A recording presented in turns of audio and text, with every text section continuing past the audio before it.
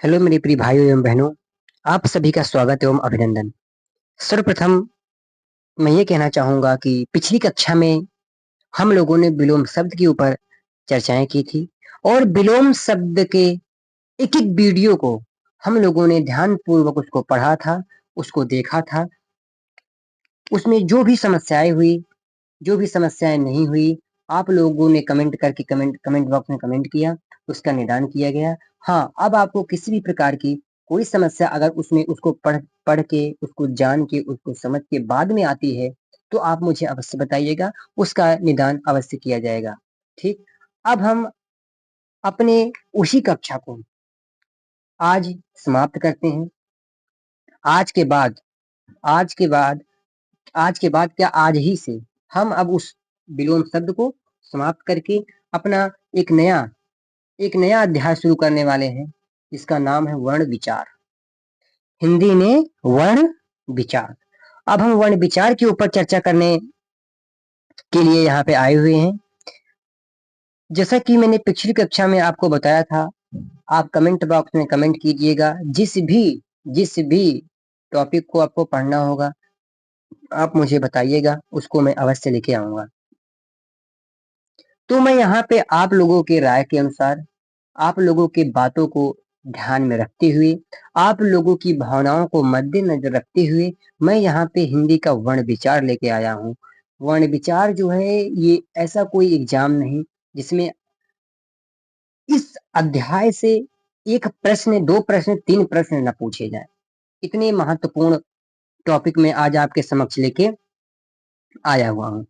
देखिए, अब आपको अगर इसमें किसी भी प्रकार की कोई समस्या आपको नजर आती है, तो आप कमेंट बॉक्स में कमेंट कीजिएगा, उसका निदान मैं अवश्य करूंगा। ठीक? अब आपसे मैं अनुमति चाहूंगा कि इस कक्षा को मैं प्रारंभ करूं। धैर्य को धारण करके ध्यान पूर्वक इस चीज को जो मैं पढ़ा रहा हूं, वर्ण विचार, आप इसको समझते हुए चलिएगा। किसी भी प्रकार की कोई समस्या होती है तो आप मुझे बताइए। ठीक है? तो अब हम आगे बढ़ते हैं। देखिए, वर्ण विचार। वर्ण विचार, ठीक है। अब आप एक चीज ये मान के चलिए, आज मैं आप लोगों को वर्ण विचार पढ़ा रहा हूं। अगर मैं आपसे पूछूं भाषा क्या है, भाषा है क्या, भाषा, मैं आपसे पूछूं, मैं आपसे अगर पूछूं, ये आप यहाँ पे देख सकते हैं, भाषा, ये क्या है? भाषा, ये क्या है आपका? भाषा। भाषा है क्या? भाषा क्या है? ठीक, आगे बढ़े। देखिए, जो इसकी व्युत्पत्ति के बारे में अगर मैं आपको बताऊं, तो भाषा शब्द जो है वो भास धातु में आ प्रत्यय के योग से बना है। भाषा शब्द जो है आपका भास धातु में आ प्रत्यय के योग से बना है। आ प्रत्यय के योग से बना है, जिसका अर्थ है बोलना, कहना, या बोला हुआ, या फिर कहा हुआ। भाषा शब्द में भास धातु में, भास धातु में आ प्रत्यय, प्रत्यय कहाँ लगता है? प्रत्यय कहाँ लगता है? शब्द के अंत में लगता है। शब्द के पहले तो आपका उपसर्ग लगेगा। आ प्रत्यय के योग से बना है, जिसका अर्थ है बोलना, कहना, बोला हुआ या कहा हुआ। आशा करता हूँ आपको व्युत्पत्ति तो समझ में आ गई होगी। व्युत्पत्ति में किसी भी प्रकार की अगर आपको कोई दिक्कत हो तो आप मुझे बताइए। अगर आपको व्युत्पत्ति में किसी भी प्रकार की कोई समस्या हो तो आप मुझे बताइए। आगे बढ़ें, आगे बढ़ें। अब देखिए, यहाँ पे लिखा हुआ है, क्या बोलते हैं? भाषा, वाणी का वह माध्यम जिसके द्वारा मनुष्य अपने विचारों दूसरे दूसरों पर प्रकट करता है तथा दूसरे के विचारों को ग्रहण करता है, वह भाषा है। अब मैं आपको बताऊं, अगर आपको किसी की भी भावनाओं को समझना है, उसके विचारों को अगर आपको समझना है, उससे बात करना है, उससे वार्तालाप करना है, उसके मनोभावों को, उसके विचारों को, उसके दुख को, उसके सुख को, या अपने दुख सुख को दूसरे तक पहुंचाना है, या उसके दुख सुख को आपको समझना है, तो वह भाषा के ही माध्यम से संभव है। भाषा वाणी का वह माध्यम जिसके द्वारा अपने मनुष्य अपने विचारों को एक दूसरे तक आदान प्रदान करता है तथा दूसरे विचारों को वो ग्रहण करता है, वही आपका भाषा कहलाता है। वही आपका भाषा कहलाता है। भाषा शब्द में भास धातु में आ प्रत्यय के योग से बना है, जिसका अर्थ है बोलना, बोला हुआ, कहना, कहा हुआ। ये है आपका भाषा। ये भाषा की उत्पत्ति है। आपकी भाषा की उत्पत्ति हुई कैसे? भाषा की जो उत्पत्ति है वो भास धातु में, वो भास धातु में आ प्रत्यय के योग से बना है, जिसका अर्थ है बोलना, कहना, बोला हुआ या कहा हुआ। इसमें किसी प्रकार की कोई समस्या हुई हो तो मुझे बताइए इसकी उत्पत्ति में। अब मैं आपसे पूछता हूँ, भाषा किसे कहते हैं? कक्षा 3, 4, 5 से आप पढ़ते हुए चले आ रहे हैं। भाषा है क्या? वाणी का वह माध्यम जिसके द्वारा एक मनुष्य अपने विचारों को, अपने मनोभावों को आदान प्रदान करता है, एक दूसरे के विचारों को ग्रहण करता है। वो किसके माध्यम से संभव है? भाषा के माध्यम से संभव है, उसे भाषा कहते हैं। वही आपका क्या है? भाषा है। अब देखिए आपका भाषा के मुख्य अंग क्या है? भाषा के मुख्य अंग कौन कौन से हैं? ध्वनि हो गया, वर्ण हो गया, शब्द हो गया, वाक्य हो गया, व्याकरण हो गया। ये भाषा के मुख्य अंग हैं। This is a very most important question यहाँ से आपका बन सकता है। भाषा के मुख्य अंग कौन से हैं? ध्वनि, वर्ण, ध्वनि किसे कहते हैं, वर्ण किसे कहते हैं, शब्द किसे कहते हैं, वचन क्या है, व्याकरण क्या है, इन सब के ऊपर मैं चर्चा करूंगा अभी। आप बस इतना समझते हुए चलिए। देखो, धैर्य को धारण करिए, आप धैर्य को धारण कीजिए। जो मैं कह रहा हूँ उसको आप सुनते हुए चलिए। उसके बाद मैं एक दूसरे को कोरिलेट करूंगा, फिर मैं आपको ऊपर लेके आऊंगा। हाँ, तब समझ में ना आए तो मुझे बताइए। ठीक, आगे बढ़े। भाषा के मुख्य अंग कितने हैं आपके? 5। ध्वनि हो गया, वर्ण हो गया, शब्द हो गया, वाक्य हो गया, व्याकरण। ठीक, ये भाषा के अंग हैं। ध्वनि किसे कहते हैं? मुख से निस्सृत, निस्सृत का अर्थ होता है निकली हुई। मुख से निस्सृत हवा का वह स्फोट, मतलब उच्चारण, जिसके खंड नहीं किए जा सकते, उसे ध्वनि कहते हैं।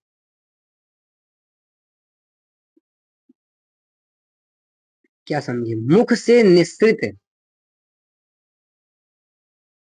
हवा का वह स्फोट, जिसके खंड नहीं किए जा सकते।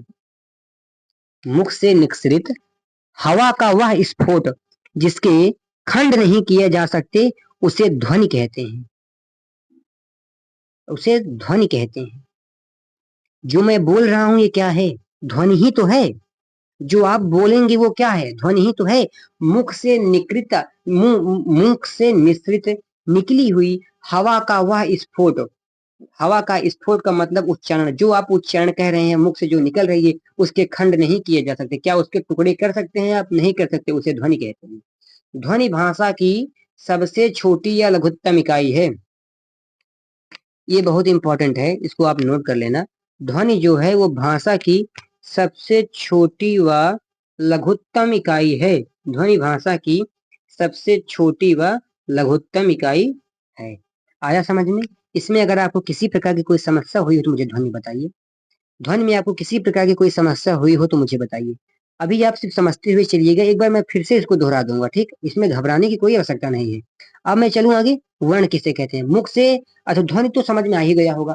मुख से निस्सृत, मुख से निकलने वाली, मुख से निस्सृत हवा का वह स्फोट, जिसके खंड नहीं किए जा सकते, उसे ध्वनि कहते हैं। ध्वनि भाषा की सबसे छोटी व लघुत्तम इकाई। आप कुछ भी बोल दीजिए मुंह से, कुछ भी आप बोलिए, क्या आप उसके टुकड़े कर सकते हैं? वो मुख से ही निकल रही है। वो इसमें जोड़ दिया गया हवा का वह स्फोट, यानी उच्चारण, जिसके खंड नहीं किए जा सकते, उसे आप ध्वनि कहते हैं। वर्ण क्या है? अब हम वर्ण के ऊपर चर्चा करेंगे। भाषा के अंग हैं ये। वर्ण क्या है? ध्वनि का लिखित रूप वर्ण कहलाता है। जो मैं बोल बोल रहा हूं, जैसे मैंने कहा रमेश, रमेश हमारी ध्वनि है। अब मैं उसको लिख दूंगा, वो वर्ण का, ध्वनि का लिखित रूप वर्ण, जिसे आप, जो आप ध्वनि उच्चारण कर रहे हैं, उसका जो लिखित रूप, का चा टा ता पा रा सा, ये क्या है? ये रा सा क्या है? ये क्या है? ये वर्ण है। ध्वनि का लिखित रूप वर्ण कहलाता है। जिसको आप लिख दोगे वो आपका वर्ण कहलाएगा। वर्णमाला किसे कहते हैं? Very most important. वर्णमाला किसे कहते हैं? पूर्व निर्धारित निश्चित क्रम में, पूर्व निर्धारित निश्चित क्रम में व्यवस्थित लिखित संपूर्ण ध्वनि चिन्हों का समूह वर्णमाला कहलाता है। पूर्व निर्धारित निश्चित क्रम में व्यवस्थित लिखित, जिस प्रकार फूलों से फूलमाला बनाई जाती है उसी प्रकार वर्णों से वर्णमाला बनाई जाती है।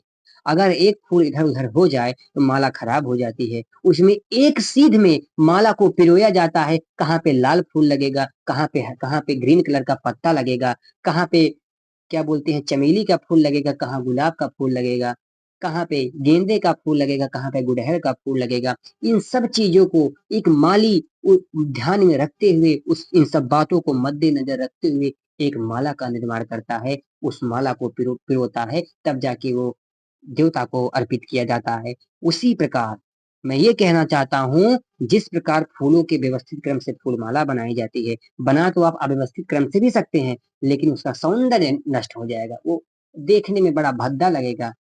ठीक है, इसीलिए मैं कह रहा हूँ पूर्व निर्धारित निश्चित क्रम में, जो पहले से निर्धारित है उसी निश्चित क्रम में व्यवस्थित लिखित संपूर्ण ध्वनि चिन्हों का समूह वर्णमाला है। का चा टा ता पा क्या है? ये ध्वनि ही तो है। ध्वनि चिन्हों का समूह वर्णमाला है ये। ता के बाद ला मत लिखना, ता था दा धा आएगा। धा के बाद ना आता है ना, ये मत लिखना धा के बाद पा नहीं। वही यहाँ पे कहना चाहता है, पूर्व निर्धारित निश्चित क्रम को जरूर आप लगाइए। पूर्व निर्धारित अगर आप ना भी लगाते हैं तो चल जाएगा, लेकिन निश्चित क्रम को आप जरूर लगाइए। निश्चित क्रम में व्यवस्थित लिखित संपूर्ण ध्वनि चिन्हों का, संपूर्ण ध्वनि चिन्हों का समूह वर्णमाला है।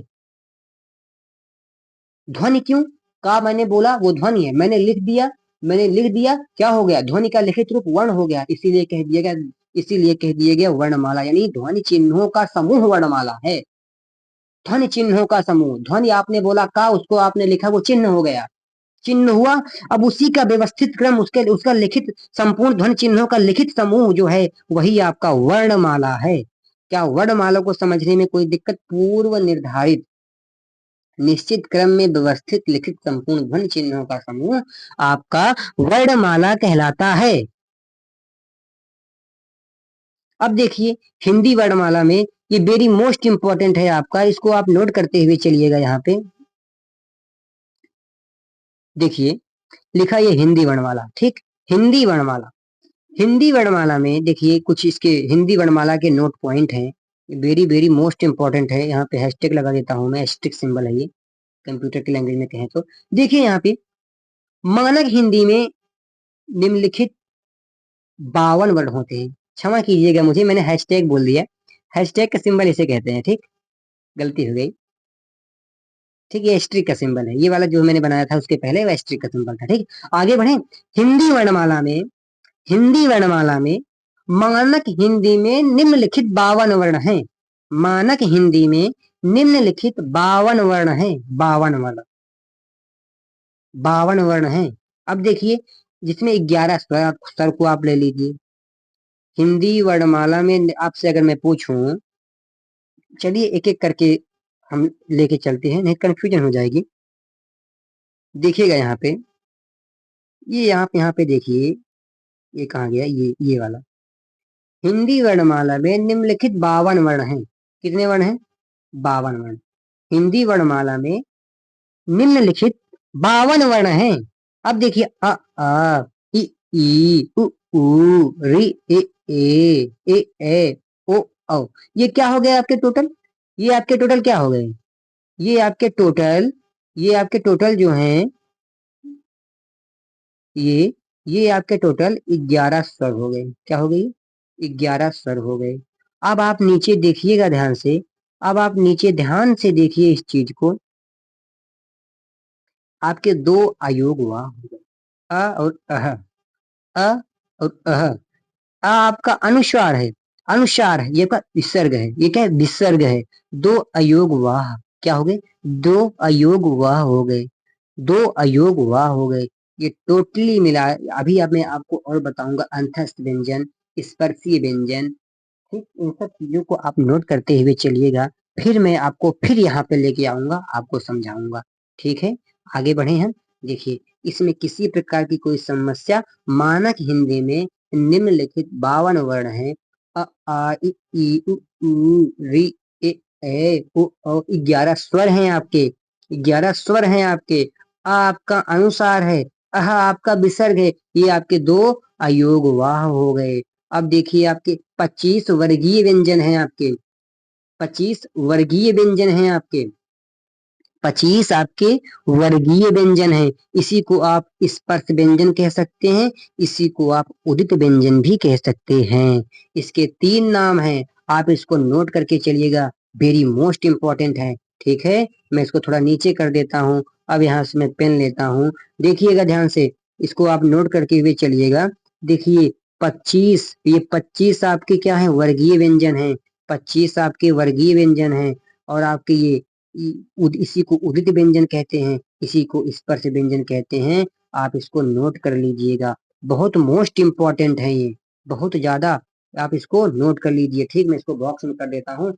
आपके क ख ग घ अंग, च छ ज झ इया, अगर आप इन चीजों को अभी छोड़ देते हैं, मैं इसको छोड़ के चलता हूँ, देखिएगा, ये वाले, ये ये नासिका है। ठीक, अभी इसको मैं छोड़ के चलता हूँ, इन सबको लेके चलता हूँ, नासिका को भी आप इसमें इंक्लूड कर लीजिए। ठीक है, देखिए, का ख ग घ अंग, च छ ज झ ञ, ट ठ ड ढ ड़, त थ द ध न, प फ ब भ म।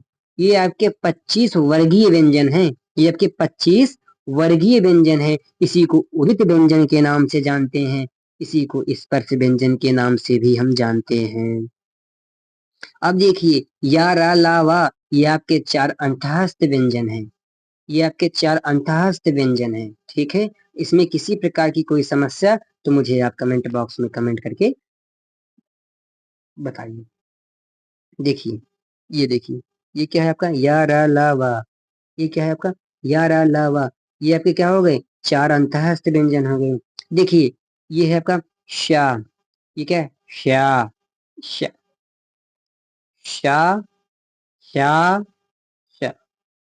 ठीक है, अब इन तीनों का नाम आपको मैं विलोम शब्द की जब क्लास ले रहा था, वहां पे ये शब्द, ये जो क्या बोलते हैं, आपको चिन्ह दिखाई दे रहे हैं, ये जो आपके क्या बोलते हैं, ध्वनि चिन्ह आपको दिखाई दे रहे हैं, जो यहाँ पे लिखे हुए हैं, मैंने इनको वहां पे लिख लिख के आपको नोट करके बताया था। मैं यहाँ, जो कि ये यहाँ का टॉपिक है, ये यहाँ का टॉपिक है, मुझको यहाँ बताना था, मैंने वहां पे भी आपको बताया था विलोम शब्द में, मैं यहाँ पे भी आपको बता देता हूँ। ये आपके 4 ऊष्म व्यंजन हैं। क्या है आपके, ये आपके 4 ऊष्म व्यंजन हैं। ऊष्म व्यंजन इसलिए कहा गया इन्हें, जैसे आप, अगर आप बोलिए शा, मतलब जो वायु आपके मुख से निकल रही है, वो ऊष्मा उत्पन्न करते हुए निकल रही है, ऊष्मा उत्पन्न करते हुए निकल रही है, इसलिए से उसमें व्यंजन कह दिया गया। अब देखिए, छात्र ज्ञ श्र, ये आपके 4 संयुक्ताक्षर हैं, ये आपके 4 क्या है, संयुक्ताक्षर हैं। अब देखिए, ये आपके 4 बहुत मोस्ट इंपॉर्टेंट हैं, इन सब को आप नोट करते हुए चलिएगा, जितने यहाँ पे लिखे हुए हैं, मैं यहाँ पे जितने आप यहाँ पे देख रहे हैं, इन सब को आप नोट करते हुए चलिएगा, बहुत मोस्ट इंपॉर्टेंट है। कितना कह दो, कितना इंपॉर्टेंट है, यहाँ से प्रश्न बनना ही बनना है, किसी भी परीक्षा में आप बैठ जाइए। मैंने कहा मानक हिंदी में 52 वर्ण होते हैं, मैंने कहा मानक हिंदी में 52 वर्ण होते हैं। आप क्या काम करिए, 11 स्वर को ले लीजिए, 2 अयोग वाह को ले लीजिए, 25 आपको वर्गीय व्यंजन, मैंने इतना आपको बताया। मैंने आपको 11 स्वर बताया, 2 अयोग वाह बताया, 2 अयोग वाह बताया मैंने आपको, 25 वर्गीय व्यंजन, इसी को उदित व्यंजन, स्पर्श व्यंजन के नाम से जानते हैं। मैंने इन चीजों को आपको बताया। अब मैं नीचे चलता हूँ, 11 अलावा 4 अंतःस्थ व्यंजन हो गए, 4 अंतःस्थ व्यंजन हो गए, शा शा हा 4 ऊष्म व्यंजन हो गए आपके, 4 ऊष्म व्यंजन हो गए आपके, छात्र ज्ञ श्र, ये आपके 4 संयुक्ताक्षर हैं, 4 संयुक्ताक्षर हैं, 4 संयुक्ताक्षर हैं। अब देखिए, ड ढ़, ये आपके 2 उत्क्षिप्त ध्वनियां हैं। क्या है आपके, ये 2 आपकी उत्क्षिप्त ध्वनियां हैं। इन्हें द्विगुण, इन्हें द्विगुण व्यंजन कहते हैं। ये ताड़न जात कहलाते हैं, ये ताड़न जात कहलाते हैं, इसी को विकसित भी कहते हैं। ठीक है, इसमें किसी प्रकार की कोई समस्या आई हो तो मुझे आप बताइए। 11 स्वर, 2 अयोग हुआ, 25 वर्गीय व्यंजन, 4 अंतःस्थ व्यंजन। अब देखिए, उसी चीज को मैंने यहाँ शॉर्ट फॉर्म में आपके लिए लिख दिया है कि किन किन के योग से 52 वर्ण होते हैं। देखिएगा ध्यान से, यहाँ पे देखिए ये, अब देखते हुए चलिएगा आप लोग, ठीक है। इसमें किसी प्रकार की कोई समस्या हो तो मुझे आप बताइएगा, ठीक। अब देखिए मैं कलर बदल लेता हूँ, हाँ। अब देखिए ये आपके क्या है, 11 स्वर हो गए आपके, क्या 11 स्वर हो गए, ये आपका 11 स्वर हो गया। 2 अयोग वाह हो गया, 25 वर्गीय व्यंजन हो गया, 4 अंतःस्थ व्यंजन हो गया, 4 ऊष्म व्यंजन हो गया, 4 संयुक्ताक्षर हो गया, 2 उत्क्षिप्त ध्वनियां हो गई। उत्क्षिप्त ध्वनियां हो गई, डा अढ़ा, डा ओढ़ा, ये 2 आपके उत्क्षिप्त ध्वनियां हो गई। इन सबको आपने मिला दिया 52, इन सबको आपने मिला दिया 52। ये आपके 52,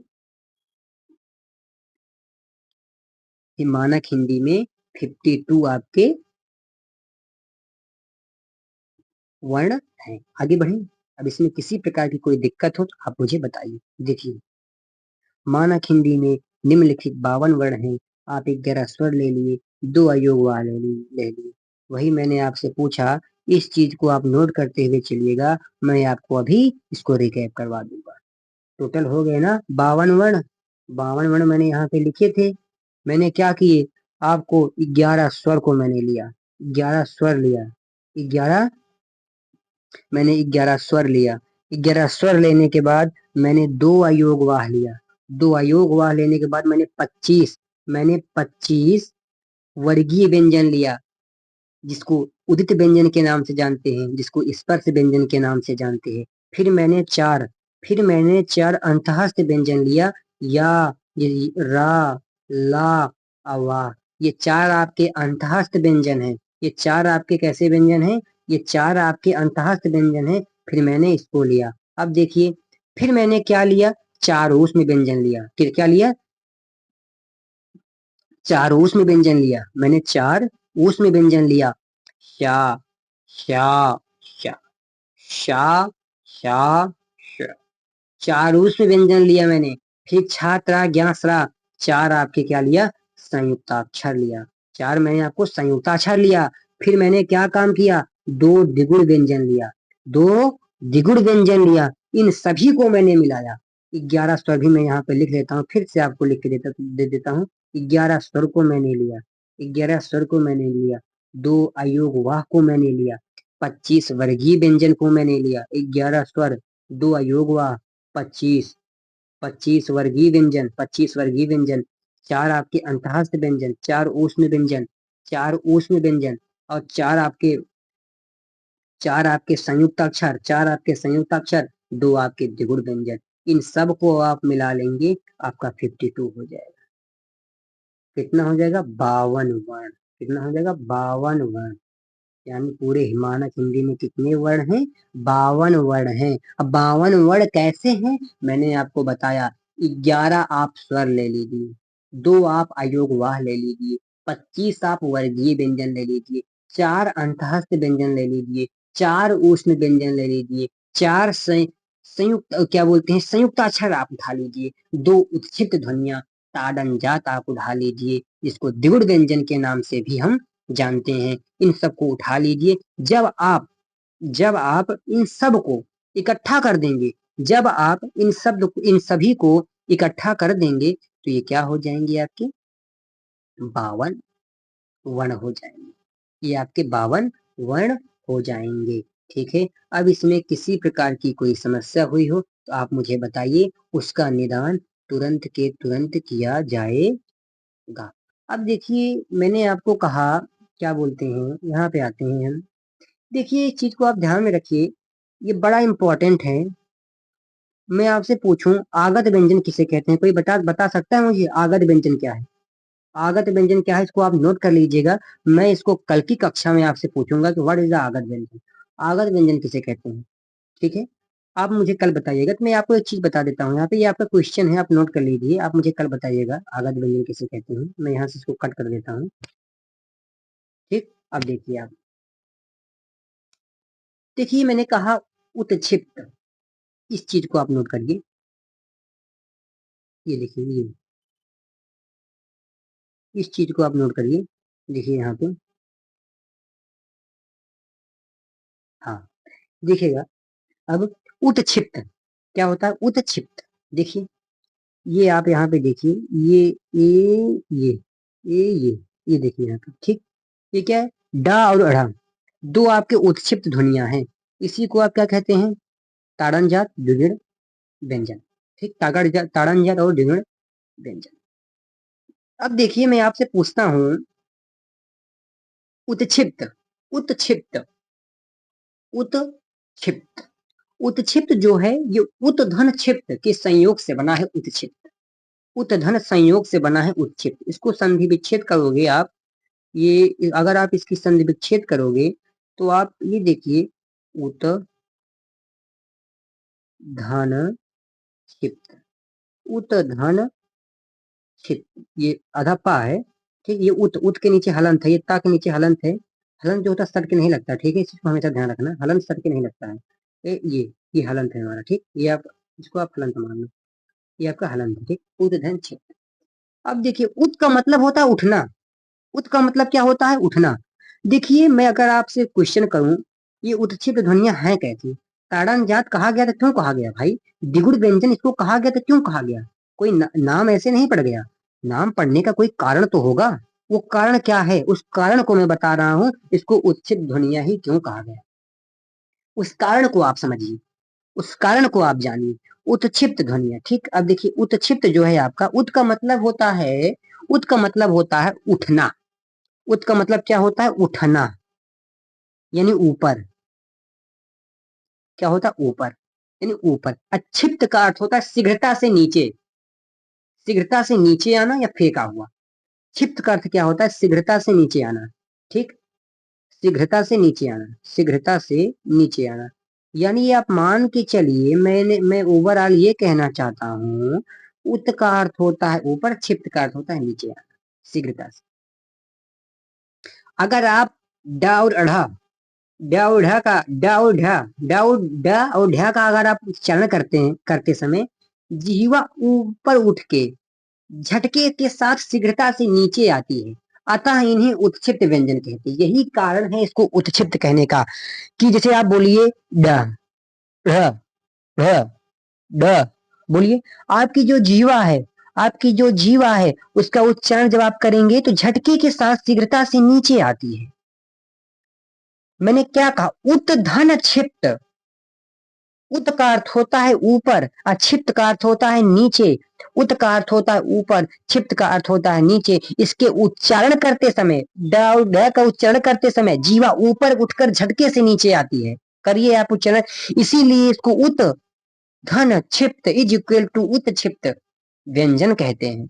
यही कारण है इसको उत्क्षिप्त व्यंजन कहने का। अब मुझे बताइए, इसमें किसी प्रकार को अगर आपको कोई समस्या इस उत्क्षिप्त व्यंजन में आई हो, सब उत्क्षिप्त में आई हो, तो मुझे बताइए। अब आप जान गए ना इसको उत्क्षिप्त क्यों कहा गया। अब मैं आपको ताड़न जात पे चलता हूं लेके। ताड़न जात, देखिए जो ताड़न जात है, ताड़न जात, ताड़न जात का मतलब होता है, ये आप मान के चलिए, जैसे इसको आप कह सकते हैं, ताड़न का अर्थ होता है, एक तरीके से आप ले सकते हैं, तार, तार से आप ले सकते हैं, ठीक, ताड़न जात, तार। देखिए अगर आप इसको क्या बोलते हैं, धार्मिक दृष्टिकोण से देखेंगे तो ताड़ना का अर्थ वहां दूसरा है, दूसरा है। ताड़ना का अर्थ वहां पे दूसरा है, ठीक है। मैं यहाँ ताड़न जात लेके चलता हूँ, वहां प्रताड़ित करना हो जाएगा, उसको हटाइए, आप साइड रखिए। और उसमें बहुत बड़ी व्याख्या है, उसको कभी फिर चर्चा करेंगे, जब आपको रामचरितमानस पढ़ाएंगे कभी, तो फिर उसकी चर्चा करेंगे। उसको अभी साइड रखते हैं, हम ताड़न जात यहाँ तार से लेते हैं, ठीक है। देखिए इसका मतलब ताड़न जात क्यों कहा गया, कि बीड़ा के प्रताड़ित, देखिए प्रताड़ित शब्द आया है यहाँ पे। ताड़ना का मतलब ही होता है प्रताड़ित करना, ताड़ना का मतलब ही होता है प्रताड़ित करना। प्रताड़ित करना मतलब पीड़ा देना, लेकिन वहां उसका अर्थ अलग है, यहाँ इसका अर्थ अलग है। अलिया उसी के संदर्भ में गया है, कभी चर्चा करेंगे। आप इतना समझते हुए चलना चलिए कि ताड़न जात मतलब प्रताड़ित करना। जिस प्रकार बीड़ा पे बीड़ा वादक उसको उस तार को रगड़ता है, उसको प्रताड़ित करता है, उसको कष्ट देता है, वही फिर तारों की समान गूंज होने के कारण इसे ताड़न कहा जाता है। मतलब जब बीड़ा वादक बीड़ा के तारों को छेड़ेगा, उसको रगड़ेगा, उसको प्रताड़ित करेगा, तो उसमें से ध्वनियां निकलती है। इसीलिए यहाँ पे और सेम उसी प्रकार ड और ढा का विकास, जब आप इसको क्या बोलते हैं, जब डा और ढा को आप बोलिए, डा और ढा को आप बोलिए, मतलब तार के बीड़ा के प्रताड़ित तारों के समान गूंज होने के कारण इसे ताड़न जात कहते हैं। अगर इसकी परिभाषा आप बनाएं तो आप कह सकते हैं कि ताड़न जात का मतलब तार ले लीजिए, बीड़ा के प्रताड़ित तारों के समान गूंज होने के कारण, ड्या ढा ड्या ढा, बीड़ा के प्रताड़ित तारों के समान गूंज होने के कारण इसे ताड़न जात कहा गया। अब ताड़न जात में अगर आपको समस्या हुई हो तो मुझे बताइए। क्लियर तो नहीं हुआ होगा मुझे पता है, मैं फिर से कोशिश करता हूँ आपको, अगर नहीं हुआ तो आप मुझे बताइएगा, मैं और सारे एग्जाम्पल लेके आऊंगा, फिर मैं और अच्छे से आपको एक्सप्लेन करूंगा। ठीक है, मैं कोशिश करता हूँ आपको एक्सप्लेन करने के लिए। ठीक, देखिए ताड़न जात का मतलब होता है प्रताड़ित।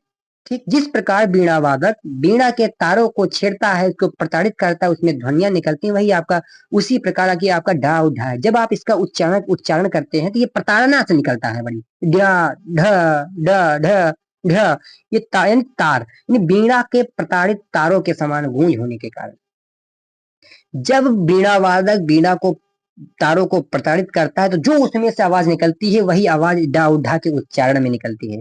जब एक मनुष्य डा उढ़ा का उच्चारण करता है, उसी जो उसके उच्चारण की आवाज होती है, ध्वनि जो जो जो उसकी उच्चारण की जो स्फोट की जो आवाज है, वही आवाज जब एक बीणा वादक बीणा के तारों को छेड़ता है तो उसमें से जो आवाज निकलती है, उसी उस आवाज को इस आवाज को सिमिलरिटी बताया गया है।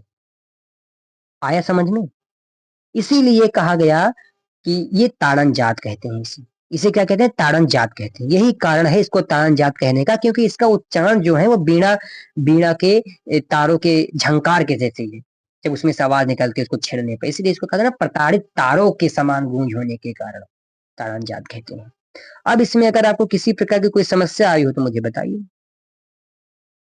ड और ढ का विकास कर बने हैं, ये विकास कर बने हैं। अब देखिए यहाँ पे जो विकसित आप देख रहे हैं, विकसित वाला, ये ड और ढा जो है ये विकास कर बने हैं, इसलिए इसको विकसित व्यंजन के नाम से भी जानते हैं, क्योंकि ये विकास करके बने हैं। अब इसको इसलिए इसको विकसित व्यंजन कह दिया गया। इसमें तो कोई समस्या नहीं होगी समझने में, इसको विकसित व्यंजन क्यों कहा गया। ठीक, ये विकास कर बने हैं इसलिए इसको विकसित व्यंजन कह दिया गया। अब इसमें किसी प्रकार की कोई समस्या हो तो मुझे आप बताइए। अब बचा है एक आपका, क्या बचा है?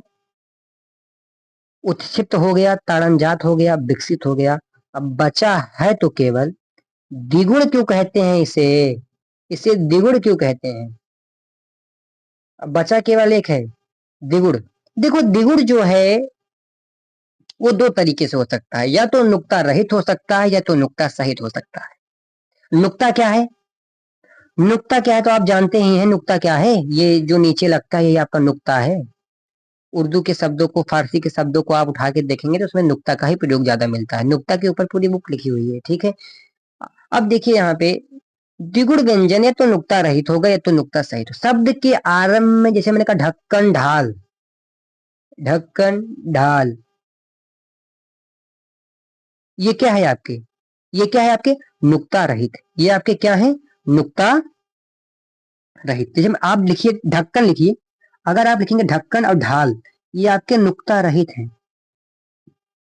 मैंने कहा नुक्ता सहित, मैंने कहा नुक्ता सहित।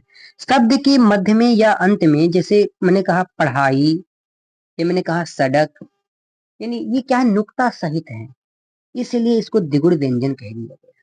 द्विगुण व्यंजन कहने का यही कारण है, या तो नुक्ता, या तो जो शब्द यानी डा और ढा जिसमें प्रयोग होगा या तो वो नुक्ता रहित होगा या तो नुक्ता। जैसे मैंने कहा सड़क लिखो, सड़क लिखो, सड़क आप जब लिखोगे जो सड़क के नीचे नुक्ता लगाएंगे वो नुक्ता तो सहित है, वो नुक्ता सहित है ना। मैंने कहा ढक्कन लिखो, ढक्कन, ढक्कन लिखो। मैंने कहा आपसे क्या बोलते, ढक्कन लिखो। मैंने कहा आपसे ढाल लिखो, ढाल, ये नुक्ता रहित है, इसमें नुक्ता नहीं लगते हैं। वही मैं कह रहा हूँ द्विगुण व्यंजन इसलिए कहा गया क्योंकि ये तो या तो ये नुक्ता रहित होगा या तो नुक्ता सहित होगा, इसलिए इसको द्विगुण व्यंजन कह दिया। आप पढ़ाई लिखिए, ढा के नीचे नुक्ता आएगा, ये नुक्ता सहित है, इसे इसको नुक्ता सहित द्विगुण व्यंजन कहते हैं। आप लिखिए सड़क, रा के नीचे डा डा डा डा के नीचे जो है सड़क, सड़क, डा के नीचे क्या है, नुक्ता आया, नुक्ता आया ना, तो ये क्या हो जाएगा आपका नुक्ता सहित द्विगुण व्यंजन। मैंने कहा ढक्कन लिखो, ढाल लिखो, ढाल, इसके नीचे नुक्ता नहीं आता, इसलिए द्विगुण रहित व्यंजन कहते हैं इसे। ओवरऑल इन सबको क्या कह दिया जाता है, द्विगुण व्यंजन। आया समझ में? अब इसमें किसी प्रकार की कोई समस्या हुई हो तो मुझे बताइए। अब इसमें किसी प्रकार की कोई समस्या हुई हो तो मुझे बताइए। आपका 35 मिनट का वीडियो बन गया, तो अगर आपकी इच्छा हो तो आप मुझे बताइए, मैं आपको और पढ़ा दूं। अगर मैं ज्यादा पढ़ा दूंगा आपको कंफ्यूजन क्रिएट हो जाएगी, इसके लिए मैं आपको कल से स्वर पढ़ाऊंगा, ठीक? कल आपको दूसरे ही पीडीएफ से मैं आपको स्वर पढ़ाऊंगा। अगर आपको जो मैंने पढ़ाया इसमें किसी भी प्रकार की कोई समस्या हुई हो तो आप मुझे बताइए, उसका निदान मैं अवश्य करूंगा। कल मैं आपको स्वर से पढ़ाऊंगा, ठीक है? मैंने आज इतना कंप्लीट कर दिया, अब कल मैं इसमें से कुछ सारे क्वेश्चन करूंगा, आपको मुझे बताना होगा, ठीक है?